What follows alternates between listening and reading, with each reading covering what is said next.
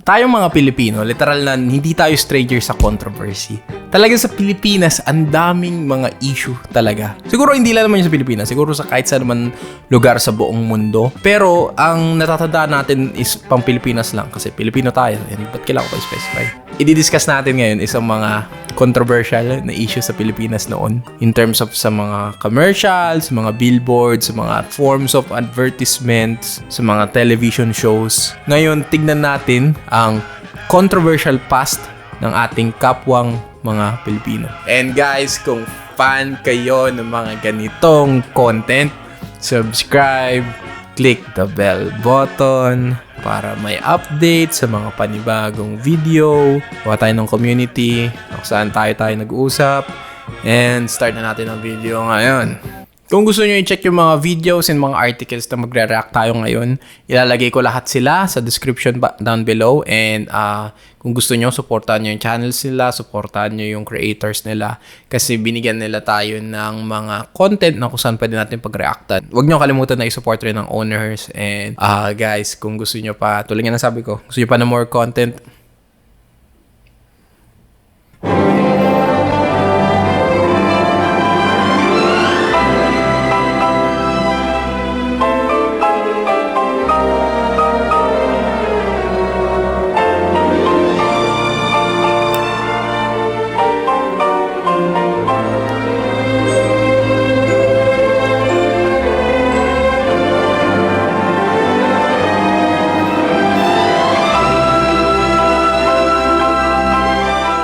bakit ba Pilipinas? Ano mali kung maitim kami? Mali ba maging maitim? Pangit ba yun? Ang dami namang gwapo na maitim ang balata. Ano ba problema mo dito?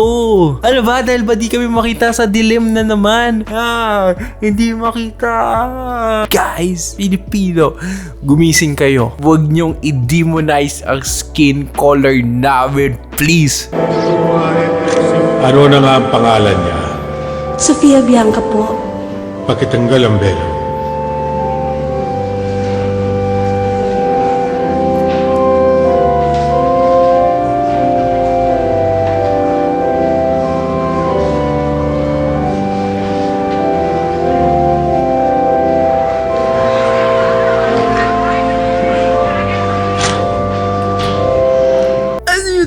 Para niya sa itim na Nazareno. Hindi masama maging maitim. Oo, nagigets ko pag maputi nakakakuha ng attention. Gets ko yun.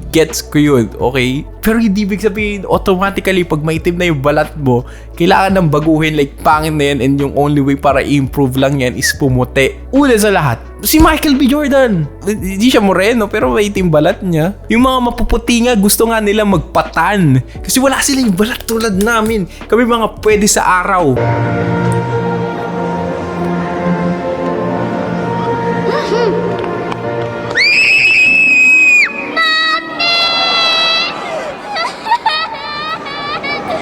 Baby.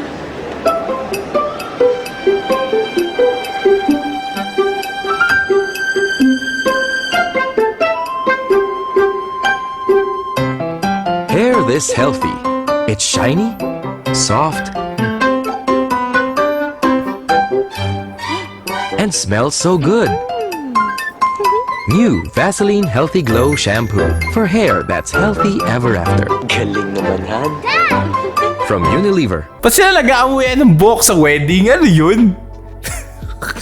Ba yan? Mga pabida, hindi kayo yung main character sa wedding, okay? Huwag kayo mag-amuyan ng buhok. Nung bata pa, kwento nila ang tao'y nagmula sa arena. Niluto ng Diyos, ngunit hilaw, maputi, kulang sa ihaw.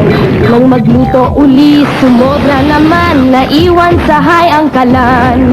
Pero ang sumunod, di hilaw, di sunog, tamang-tama po yan, di yan ang Pinoy. Parang pop cola, eksaktong timpla, ang sarap, mas enjoy talaga. Mas enjoy ang Pinoy, pop cola. Ano connect ng maitim na balat na sinunog? Na masyado nang patagal sa pop cola? Ano yan? Ano ba ba't lahat na lang ba ng mga Filipino commercial against sa mga maitim? Cola yun to! Dito, lahat tayo nang galing! Bakit ito yung binabash nyo? Bingo is being brought to you by Nick So juice drinks and dairy products, Payless instant noodles, New Comfort fabric conditioner, Magic Flakes premium crackers, Campo Carne corned beef. Wait, ano yun, Michael V? Ano yun? Ba't ka nag-blackface? Dahil nandito na tayo kay Bitoy, nandito tayo kay Michael V. Panoorin natin yung isang nakita na dating mga jokes niya na kung saan ngayon hindi na siya pwede sa ngayong culture ng internet ngayon. Ito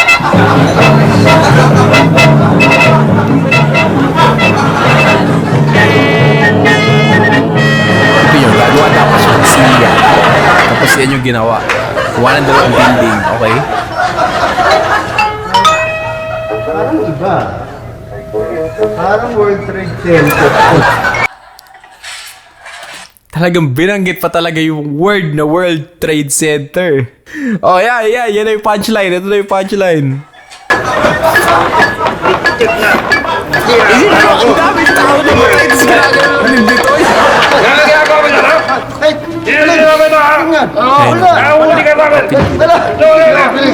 Ito, isa pang band commercial, McDonald's Dada, noong 2002.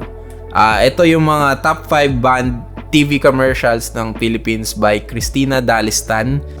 Kung gusto nyo basahin yung article niya, ililink ko rin below. And pwede nyo rin panoorin yung videos itself. So, ito. Kanina naman nagmano ng ice. Dada. Dimples mo. Dada. How about the nose? Dada. Kaya pango. Sino naman ang love ng baby ko? Dada. Parang naging controversial yun. Ano controversial doon? Ano yun? Ano masama doon? Wala namang masama. Like, binibigyan pala ng french fries, Government officials publicly criticized the ad for promoting bad values. Kayo yun eh! Kayo yun sa lahat ng mga issue ngayon nila Diskaya. Like yung mga Nepo babies na mga LBC spelling bee. Okay, ano to? Spell remittance. Remittance.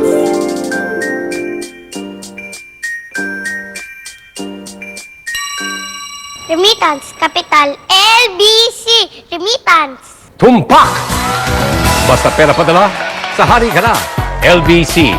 Mabilis, abot kaya, at convenient magpadala ng pera. Dahil nationwide ang network, easy pa mag-transact. Dito ka na, sa madaling espelingin. LBC. Ay, controversial yun. Ano? Education isn't just valued. So when LBC's commercial show the child spelling a wrong word by using the courier company. Huh? Pag nagpo-promote ka na okay pumuti and pangit yung maitim, goods yun. Pero pag let's say na nagloloko lang yung isang commercial tapos sinabi yung spelling ng remittance is LBC, yun na yung masama? Ha? Paano naging controversial itong mga to? Ito na yung, mas controversial pa yung mga kanina mga bio link ng mga commercial kaysa dito eh. Ito, McDonald's BFGF. Check natin to. Paano naging controversial to? Girlfriend mo na ba ako? Ayoko nga. Di pa ako ready. Ha? Demanding ang mga girlfriend. Gusto ganito, gusto ganyan. Ewan, gusto ko lang naman ng McDonald's fries eh. Okay, McDonald's second appearance in this list showing it. Talaga? McDonald's Everyday McSavers. 25 pesos lang. I mean, ano ba yan? Like, hindi naman na-influensyahan yung mga tao dahil lang dito sa simpleng gag na to.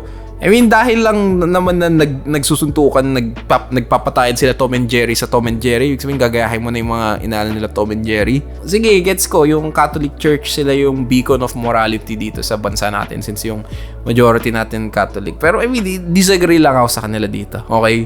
Hindi siya by the Pope. Hindi siya infallible. Okay?